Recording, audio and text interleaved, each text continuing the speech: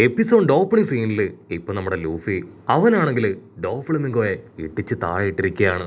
ലൂഫിയുടെ confidence ഒക്കെ കാണുമ്പോൾ ട്രഫാർഗറിലോ അവൻ ലൂഫിയോട് പറയും, നീ അവന് ജസ്റ്റ് ഒരു പഞ്ച് മാത്രമാണ് കൊടുത്തത്, അതിലവന് പ്രത്യേകിച്ച് ഒരു ഇമ്പാക്റ്റും പറ്റിയിട്ടില്ല, അവനെ കൊന്നാൽ മാത്രമേ നമ്മുടെ മിഷൻ അത് കംപ്ലീറ്റ് ആവൂ. നോക്കി നിൽക്കാതെ ഞാൻ പറഞ്ഞു തന്ന പോലെ സ്ട്രാറ്റജീസ് ഉപയോഗിച്ച് അവൻ അറ്റാക്ക് ചെയ്യുക. അതേസമയം നമ്മുടെ ഡോഫ്ലമിംഗോ അവൻ വീണ്ടും അവന്റെ ഒരു ക്ലോണിനെ ക്രിയേറ്റ് ചെയ്യാണ്. ആ ക്ലോണിനെ ക്രിയേറ്റ് ചെയ്ത് അതിനെ ഇപ്പൊ ലൂഫിക്ക് നേരെ വിടും.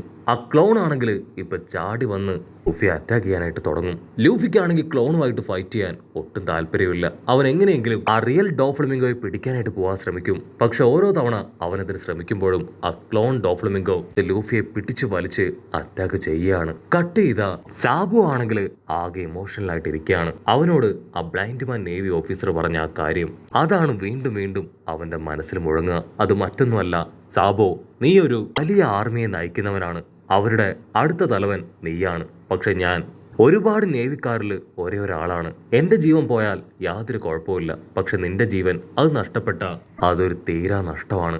ആ കാര്യം ഓർത്തിട്ടായിരിക്കും ഇപ്പൊ സാബോ അങ്ങനെ ടെൻഷനായിട്ട് ഇരിക്കുക. ഓളെ ആണെങ്കിൽ ഇപ്പൊ അവനെ സമാധാനിപ്പിക്കും. നീ ആള് പറഞ്ഞ കാര്യം ഓർത്ത് ഇങ്ങനെ ടെൻഷൻ ആവേണ്ട കാര്യമൊന്നുമില്ല. നിന്നെ കാത്ത് വലിയൊരു ടീം അങ്ങനെ വെയിറ്റ് ചെയ്ത് നിൽക്കുകയാണ്. സോ ഇവിടെ നീ പരാജയപ്പെട്ടു പോകാൻ പാടില്ല. അതിന് സാബോ ആണെങ്കിൽ ലൂഫിയെ കുറിച്ച് ഓർത്ത് പറയും, എന്റെ ബ്രദർ അവനവിടെ ഒറ്റയ്ക്ക് ഫൈറ്റ് ചെയ്യാണ്, എനിക്കത് കണ്ടില്ല എന്ന് അടിക്കാൻ കഴിയില്ല എന്ന് പറഞ്ഞ് വീണ്ടും ഇപ്പൊ നേവി ഓഫീസർ പറഞ്ഞ കാര്യം അത് ഓർക്കും. അവളെ ആണെങ്കിൽ ഒരുപാട് കാര്യങ്ങൾ പറഞ്ഞുകൊണ്ടേ ഇരിക്കുകയാണ്. പക്ഷെ സാബോ അതൊന്നും കേൾക്കാതെ വേറൊരു ലോകത്തും. അതിനവളാണെങ്കിൽ അവന്റെ മുഖം പിടിച്ച് വലിക്കും. ഞാൻ ഈ പറയുന്നത് നീ കേൾക്കുന്നില്ലേ? നിനക്ക് കേൾക്കാൻ വേണ്ടിയാണ് ഇത്രയും കഷ്ടപ്പെട്ട് ഈ കാര്യങ്ങളൊക്കെ എന്റെ മുഖം പിടിച്ച് വലിച്ച് ഞാൻ ദേഷ്യപ്പെട്ട് ഗൗരവമായിട്ട് നിന്നോട് പറയണേ. അവിടുന്ന് അങ്ങനെ സീൻ കട്ട് ചെയ്ത് നമ്മുടെ ഉസോപ്പാൻ ടീമിനെ കാണിക്കും. അവരെ ആണെങ്കിൽ ആ ജനങ്ങളെല്ലാവരും ചേർന്ന് പിടിച്ച് കെട്ടിയിരിക്കുകയാണ്. ജനങ്ങൾക്കാണെങ്കിൽ ഭയങ്കര ആശ്വാസം. ഹാവു, ഇവരെല്ലാവരെയും നമ്മൾ പിടിച്ചു. പ്രധാനമായിട്ടും ഈ ഉസോപ്പിനെ. ഇവന് മാത്രം 500 മില്യനാണ് ആ ഡോഫ്ലമിംഗോ ഓഫർ ചെയ്തിരിക്കുന്നത്. ഇവരെ പിടിച്ചതുപോലെ ബാക്കിയുള്ളവരെ ഈസി ആയിട്ട് പിടിക്കാന്ന് പറഞ്ഞ് അവരാണെങ്കിൽ വമ്പൻ കാൽക്കുലേഷനിൽ നിൽക്കുകയാണ്. അപ്പോഴായിരിക്കും ആ ജനങ്ങൾക്കൊരു വമ്പൻ ട്വിസ്റ്റ് കൊടുത്തുകൊണ്ട് പൈററ്റ്സ് എല്ലാവരും അവിടേക്ക് വരിക. പൈററ്റ്സ് ആണെങ്കിൽ ആ ജനങ്ങളെ തല്ലി താഴെയിട്ട് സ്ട്രെയിറ്റ് ആയിട്ട് ഉസോപ്പിന്റെ അടുത്തേക്ക് വരും. അതിനുശേഷം ഒരു കോടാലി അവന്റെ കഴുത്തിൽ വെക്കുകയാണ്. 100 മില്യൺ ബറീസ് അതിപ്പോ നമ്മുടെ കൺമുമ്പിൽ നിൽക്കുകയാണ്. നമുക്ക് ഇവന്റെ തല വെട്ടിയെടുത്ത് ആ ഡോഫ്ലമിംഗോയ്ക്ക് കൊടുത്ത് 100 മില്യൺ ബറീസ് അത് നമുക്ക് സ്വന്തമാക്കാന്ന് പറയും.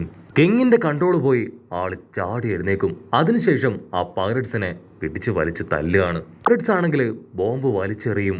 ഉടനെ കിങ് ജനങ്ങളെ എല്ലാവരെയും സേവ് ചെയ്ത് പിടിച്ച് ഒരു ബോംബ് അത് ദൂരേക്ക് അങ്ങനെ തട്ടിത്തെറിപ്പിച്ച് കളയുകയാണ്. ജനങ്ങൾക്കാണെങ്കിൽ അത് കണ്ട് ഭയങ്കരമായിട്ട് കുറ്റബോധം തോന്നും. കാരണം സ്വന്തം ജീവൻ അത് ത്യജിച്ചുകൊണ്ട് അദ്ദേഹമാണെങ്കിൽ ഇപ്പൊ ജനങ്ങളുടെ ജീവൻ രക്ഷിക്കാനായിട്ട് ശ്രമിക്കുകയാണ്. അത്രയും നല്ല മനസ്സുള്ള ഒരു കിങ്ങിനെയാണ് നമ്മൾ ഒറ്റിക്കൊടുക്കാൻ ശ്രമിച്ചതെന്ന് ചിന്തിച്ച് അവരിപ്പോ തല താഴ്ത്തി നിൽക്കും. ഇവിടെ കിങ് ആണെങ്കിൽ ആളുടെ കയ്യിലുള്ള സ്റ്റിക്ക് ഉപയോഗിച്ച് ആ വില്ലന്മാരെ അങ്ങനെ തല്ലി തല്ലി പറപ്പിച്ച് കളയാണ്. ജനങ്ങളെല്ലാവരും ഇപ്പൊ നമ്മുടെ ആൾക്കാരെ കെട്ടിയിട്ടിരിക്കുന്ന കെട്ടുകള് അതറുത്ത് മുറിച്ചു കളഞ്ഞ് ഇപ്പോ അവരുടെ മുൻപിൽ തല വണങ്ങി നിൽക്കും. ഞങ്ങളോട് ദയവ് ചെയ്ത് നിങ്ങൾ ക്ഷമിക്കണം, ഞങ്ങളുടെ തെറ്റ് അത് പൂർണ്ണമായിട്ടും ഞങ്ങൾക്ക് ബോധ്യപ്പെട്ടു. കിങ് റിങ്കു, അങ്ങ് പറയുന്ന ഏത് കാര്യവും ചെയ്യാൻ ഞങ്ങളിപ്പോൾ തയ്യാറാണ്. ആ ഡോഫ്ലമിംഗോ ആയിട്ട് ഫൈറ്റ് ചെയ്യാനും തകർക്കാനും നിങ്ങളോടൊപ്പം ഞങ്ങളും ഉണ്ടാവും. ഉടനെ വയലറ്റ് ആണെങ്കിൽ ഇപ്പൊ സ്ട്രോഹാ ലൂഫിയെ കുറിച്ച് പറയാൻ തുടങ്ങും. ലൂഫി അവനൊരു പൈറട്ടാണ്, പക്ഷേ ഡോഫ്ലമിംഗോയെ പോലെ ഒരു ബാഡ് ആയിട്ടുള്ള പൈറട്ട് അല്ല. നമ്മളെ രക്ഷിക്കാനും നമ്മുടെ രാജ്യം അത് തിരികെ പിടിക്കാനുമാണ് ഇത്രയും കഷ്ടപ്പെട്ട് ആ ഡോഫ്ലമിംഗോയായിട്ട് ഫൈറ്റ് ചെയ്യുന്നെന്ന് പറയും. കട്ട് ചെയ്ത ഇവിടെ ലൂഫി അവനാണെങ്കിൽ ഡോഫ്ലമിംഗോയെ നോക്കി നിൽക്കുകയാണ്. ഇവിടെ ആ നേവി ഓഫീസർ അവനിപ്പോൾ അവിടേക്ക് ഒന്ന് പറയും, ഡെസ്റോസ അത് സമാധാനത്തിന്റെ ഒരു ചിഹ്നമായിരുന്നു, എങ്ങനെയെങ്കിലും ഈ ഐലാൻഡ് തിരികെ പിടിക്കണം, എനിക്കും ഇപ്പൊ ലൂഫിയിൽ വിശ്വാസം ഉണ്ടെന്ന് പറഞ്ഞ് അദ്ദേഹമാണെങ്കിൽ ഒരു ഡയൽ അങ്ങോട്ട് ഉരുട്ടി വിടുകയാണ്. കട്ട് ചെയ്ത നമ്മുടെ ലൂഫി അവനാണെങ്കിൽ ആ ക്ലൗണിന് നേരെ പാഞ്ഞടുക്കുകയാണ്. പക്ഷെ ഡോഫ്ലമിംഗോ ആണെങ്കിൽ അവന്റെ ക്ലോണിനെ വെച്ച് ലൂഫിയെ പുറകിൽ നിന്നും റിയൽ ഡോഫ്ലമിംഗോ അവന്റെ മുൻപിൽ നിന്നും അവൻ അറ്റാക്ക് ചെയ്യുകയാണ്. അവന്റെ സ്ട്രിങ് പവറിന് മുൻപിൽ ലൂഫിയെ കൊണ്ട് പിടിച്ചു നിൽക്കാനാവാതെ അവൻ താഴേക്ക് വീഴും. മറ്റൊരു ഭാഗത്ത് ആ ട്രഫോള് അവനെ ഓൾറെഡി ട്രഫാർഗറിലോ വെട്ടി നുറുക്കി ഒരു മൂലക്കിട്ടതാണ്. അവനാണെങ്കിൽ വീണ്ടും അവന്റെ ബോഡി അതെല്ലാം ഒന്നിപ്പിക്കും. ട്രഫാർഗറിലോയ്ക്കാണെങ്കിൽ കാര്യം പിടികിട്ടും. അവന്റെ ബോഡി അത് അല്പസമയത്തേക്കെങ്കിലും റീഅസംബിൾ ആവാൻ പാടില്ല. ലോ ഒരു പ്രത്യേക പവർ അവന്റെ സ്ക്വാഡിൽ ഉപയോഗിക്കും. അതിനുശേഷം വീണ്ടും ട്രഫോളിനെ വെട്ടിയിടുകയാണ്. ഇത്തവണ ട്രഫോളിനാണെങ്കിൽ അവന്റെ ബോഡി അത് ഒന്നിപ്പിക്കാനായിട്ട് കഴിയില്ല. അതിൽ പേടിച്ച് അങ്ങനെ നിലവിളിച്ച് കരയാണ്.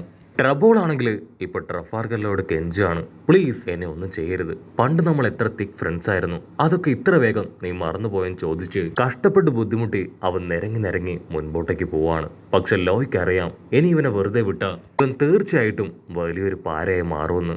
ലോയ് ആണെങ്കിൽ സ്ക്വാഡ് എടുത്ത് കറക്കി അവന്റെ അടുത്തേക്ക് ഓടി അടുക്കും. അത് കണ്ട ഡോഫ്ലമിംഗോ ആണെങ്കിൽ ട്രഫാർഗർ ലോയെ തട്ടിത്തെറിപ്പിക്കുകയാണ്. അതിനുശേഷം സ്ട്രിങ്സ് അവന്റെ ബോഡിയിലേക്ക് ഇറക്കി ട്രഫാർഗർ ലോയെ ഒരു ഭാഗത്തേക്ക് മാറ്റും.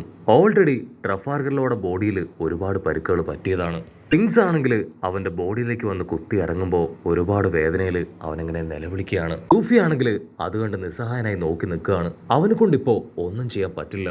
ഇവിടെ ആ ഡോഫ്ലമിംഗോ അവൻ ദേഷ്യപ്പെട്ട് പറയും, എന്റെ ഫാമിലിയിലുള്ള ഒരാളുടെ പോലും ദേഹത്ത് കൈവെക്കാൻ ഞാൻ ആരെയും അനുവദിക്കില്ല. ലൂഫി ആണെങ്കിൽ കഷ്ടപ്പെട്ട് ബുദ്ധിമുട്ടി ട്രഫാർഗർ ലോയെ രക്ഷിക്കാനായിട്ട് ഓടി വരും. പക്ഷെ ഡോഫ്ലമിംഗോ അവനിപ്പോ ലൂഫിയെ പിടിച്ചു വലിച്ച് നിലത്തൊരൊറ്റ അടി. ഡോഫ്ലമിംഗോ സ്ട്രിങ് ഉപയോഗിച്ച് ഇപ്പൊ ലൂഫിയുടെ കൈയും കാലും ഒക്കെ ലോക്ക് ചെയ്യും. അതിനുശേഷം ആ ബെലമയെ കൺട്രോൾ ചെയ്ത് ലൂഫിയെ കൊല്ലാനായിട്ട് ലൂഫിയുടെ അടുത്തേക്ക് കൊണ്ടുവരും. ബെലമയാണെങ്കിൽ നിലവിളിക്കും, ലൂഫി പ്ലീസ്, എങ്ങനെയെങ്കിലും നീ എന്റെ അടുത്ത് നിന്ന് രക്ഷപ്പെട്ടോട്. എന്റെ കൺട്രോൾ മുഴുവനായിട്ടും ആ ഡോഫ്ലമിംഗോ അവൻ ഏറ്റെടുത്തിരിക്കുകയാണ്, എനിക്ക് ഒന്നും ചെയ്യാനാവില്ല. ലൂഫി ആണെങ്കിൽ ബെലമയുടെ പേര് വിളിക്കും. പക്ഷെ അപ്പോഴേക്കും ബെലമി അവന്റെ സ്ക്വാഡ് നീട്ടി ലൂഫി ആഞ്ഞു വെട്ടുകയാണ്. ചോര തുളുമ്പി ലൂഫി അങ്ങനെ താഴേക്ക് വീഴും. അങ്ങനെ ലൂഫിയെയും ഡോഫ്ലമിംഗോ ലോക്ക് ചെയ്തു. അതുപോലെ തന്നെ ട്രഫാർഗർ ലോയെയും. അവനാണെങ്കിൽ കറക്റ്റ് ആയിട്ട് ട്രഫാർഗർ ലോയുടെ അടുത്തേക്ക് വരും. ഡോഫ്ലമിംഗോ ആണെങ്കിൽ നിലവിളിച്ച് പറയും, ഞാനൊരു സെലസ്റ്റിയൽ ഡ്രാഗനാണ്, എന്നെ തോൽപ്പിക്കാൻ ആർക്കും പറ്റില്ല, എന്റെ ബോഡിയിലൂടെ ഒഴുകുന്നത് രാജരക്തമാണ്, അങ്ങനെയുള്ള എന്നെ തോൽപ്പിക്കാൻ നിങ്ങളെപ്പോലെ രണ്ട് സാധാ പൈററ്റ്സ് വിചാരിച്ച പറ്റുമോ? ഒരിക്കലും ഇല്ല എന്ന് പറഞ്ഞ് അവനവന്റെ പല്ലൊക്കെ കാണിച്ച് അങ്ങനെ പൊട്ടിച്ചിരിക്കുകയാണ്. ഞാൻ ജനിച്ചപ്പോ തന്നെ ഒരു മഹാനായിട്ടാണ് ജനിച്ചത്, ആർക്കും കിട്ടാത്ത വലിയൊരു പവർ എനിക്കുണ്ട്, ആർക്കും എന്നെ തോൽപ്പിക്കാൻ കഴിയില്ല എന്ന് പറഞ്ഞ് അവനങ്ങനെ വമ്പൻ ആറ്റിറ്റ്യൂഡിൽ നിൽക്കുകയാണ്. ലൂഫിയും ട്രഫാർഗർ ലോയും ആണെങ്കിൽ അവനെ തന്നെ നോക്കും. അപ്പൊ അവന്റെ കത്തി എരിയുന്ന കണ്ണില് ഇപ്പൊ ഒരു കഥ അതങ്ങനെ വിഷ്വലൈസ് ചെയ്യാണ്. ആരൊക്കെയോ ചേർന്ന് ഫൈറ്റ് ചെയ്യുന്നു. അത് കണ്ട് പേടിച്ച് ഭയന്ന് നിൽക്കുന്ന ഒരു കുട്ടി. ഡോഫ്ലമിംഗോ ആണെങ്കിൽ ഉടനെ അവന്റെ ഫ്ലാഷ് ബാക്ക് പറയാണ്, വർഷങ്ങൾക്ക് മുൻപ് എന്റെ പപ്പ സെലസ്റ്റിയൽ ഡ്രാഗന്റെ പവർ എല്ലാം തന്നെ ഉപേക്ഷിച്ചു. എന്റെ അച്ഛൻ അത്രയും വലിയ മണ്ടത്തരം കാണിച്ചുകൊണ്ട് തന്നെ ഞങ്ങളുടെ ഫാമിലിയിൽപ്പെട്ട 4 പേർക്ക് അവരുടെ ജീവൻ നഷ്ടപ്പെട്ടു. എന്റെ അച്ഛനെ പോലെ അത്രയും വലിയൊരു വിഡ്ഢിയെ ഞാൻ കണ്ടിട്ടില്ല. ആള് കാണിച്ച വിഡ്ഢിത്തരം ഞങ്ങളെ ഒരുപാട് സഫർ ചെയ്യിപ്പിച്ചു. ഞാനൊരിക്കലും ഒരു നോർമൽ ഹ്യൂമൻ ബീയിങ് ആയിട്ട് ജീവിക്കാൻ ആഗ്രഹിച്ചിട്ടില്ല. പക്ഷേ സാഹചര്യങ്ങൾ എന്നെ വളരെ മോശമായ ഒരു സിറ്റുവേഷനിലേക്ക് കൊണ്ടുവന്നു. അവര് മറി ജോയ്സ് വിട്ടു വന്നതിന് ശേഷം നമ്മുടെ ഡോഫ്ലമിംഗോ അവനാണെങ്കിൽ അവന്റെ പപ്പയോട് വലിയ സന്തോഷത്തിലും ആകാംക്ഷയോടും കൂടെ ചോദിക്കും, പപ്പ നമുക്ക് ഇനിയും ഒരുപാട് അടിമകളെ വേണം. പക്ഷെ അവന്റെ പപ്പയാണെങ്കിൽ അവനെ വഴക്ക് പറഞ്ഞ് തിരുത്താനായിട്ട് ശ്രമിച്ചു. മാത്രമല്ല അവിടെ ഉണ്ടായിരുന്ന ജനങ്ങള് ഇവരെല്ലാവരും സെലസ്റ്റിയൽ ഡ്രാഗൺസ് ആണെന്ന് തിരിച്ചറിഞ്ഞ് അവരെ ഒരുപാട് രീതിയിൽ ഉപദ്രവിച്ചു. അങ്ങനെയാണ് ഡോഫ്ലമിംഗോ ഇപ്പൊ ഇങ്ങനെ ഒരു രൂപത്തിലേക്കും സ്വഭാവത്തിലേക്കും മാറിയത്. ഈ പീഡനങ്ങളൊന്നും സഹിക്കാൻ കഴിയാതെ സാക്ഷാൽ ഡോഫ്ലമിംഗോ അവനാണെങ്കിൽ അവന്റെ അച്ഛന്റെ തന്നെ തല അറുത്തെടുത്ത് തിരികെ മറി ചോയ്സിലേക്ക് പോയി. അത് കേട്ട് ലൂഫി ആണെങ്കിൽ ഷോക്ക് ആവുകയാണ്. പക്ഷെ അവിടെ ഉണ്ടായിരുന്ന ആരും അവനെ ആക്സെപ്റ്റ് ചെയ്തില്ല. അന്ന് അവനെടുത്ത തീരുമാനമാണ് ഈ ലോകം മുഴുവൻ അവന്റെ വിരൽത്തുമ്പിൽ കൊണ്ടുവരണമെന്ന്. അവൻ അത്രയും കാര്യങ്ങൾ പറഞ്ഞ് നമ്മുടെ ആൾക്കാരെ നോക്കി ചിരിക്കുന്നതോട് കൂടെ ഈ ഒരു എപ്പിസോഡും അവസാനിക്കുന്നു. എപ്പിസോഡ് ഇഷ്ടപ്പെടുകയാണെങ്കിൽ തീർച്ചയായിട്ടും ലൈക്ക് ചെയ്യാനും കമൻറ്റ് ചെയ്യാനും ഷെയർ ചെയ്യാനും മറക്കല്ലേ. അടുത്തൊരു അടിപൊളി എപ്പിസോഡുമായിട്ട് കാണുന്നവരെ it's me with Mallu episode.